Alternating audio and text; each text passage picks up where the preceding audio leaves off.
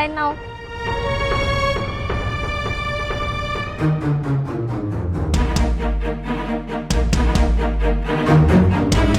কি ব্যাপার, তুমি এখানে দাঁড়িয়ে আছো কেন? আসলে তানিয়া ও কি হয়েছে? এই দেখো, পাগল মেয়েটার পেটে বাচ্চা। আহারে, এইরকম একটা পাগলকেও মানুষ ছাড়ে না।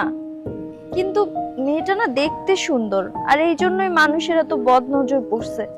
কে জানে কার সাথে শুয়ে কার বাচ্চা পেটে ধরছে। তানিয়া চুপ করো, ওর সম্পর্কে আর একটা উল্টা পাল্টা কথা বলবে না তুমি। আমি এই মেয়েটাকে নিয়ে কথা বলতেছি, তোমার এত গা জ্বালা করতেছো কেন? আর তোমার সাথে ওর কি সম্পর্ক? তুমি জানতে চাচ্ছ ওর সাথে আমার সম্পর্ক কি? তাহলে শোনো, ও আর কেউ না, ও আমার এক্স গার্লফ্রেন্ড। আর ওর পেটে যে বাচ্চাটা, আমি যদি ভুল না করে থাকি এই বাচ্চাটাও আমার। হোয়াট? তুমি যদি এই মেয়ের সাথে রিলেশনশিপে থাকো, তোমার যদি গার্লফ্রেন্ডই হয়ে থাকে, তাহলে তুমি আমাকে বিয়ে করেছিলে কেন?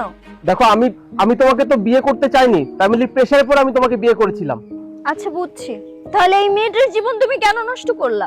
দেখো, আমি ওর সঙ্গে রিলেশনে ছিলাম ঠিকই, কিন্তু আমি কখনো ওকে বিয়ে করতে চাইনি। কারণ আমি ওর সঙ্গে রিলেশনটা করেছিলাম শুধুমাত্র টাইম পাস করার জন্য। আমি কখনো কল্পনাতেও ভাবতে পারিনি যে আমি ওর সঙ্গে ব্রেকআপ করে দেওয়ার পর ওর অবস্থা এমন হয়ে যাবে। সত্যি ওর অবস্থার জন্য আমার নিজেকে খুব অপরাধী মনে হচ্ছে। সাজিদ, আমার মনে হয় এখন আমাদের বিয়ে করা উচিত। হোয়াট? প্রেম করতে বলে যে বিয়ে করতে হবে এটা কোথাও লেখা আছে? আমি কোনো বিয়ে শাদী করতে পারবো না, ঠিক আছে? তুমি ছিলে আমার টাইম পাস, ব্যাস এইটুকুই আমি বলতে চাই। আমি বিয়ে করতে পারবো না, যাও। এগুলো তুমি কি বলতেছো? আমি প্রেগনেন্ট। হোয়াট? লাইক সিরিয়াসলি, প্রেম করছি বলে যে বিয়ে করতে হবে এই কথা কোনো সংবিধানে লেখা আছে?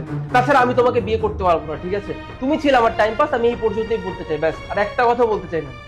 চুপ, আর একটাও বাজে কথা বলবো না।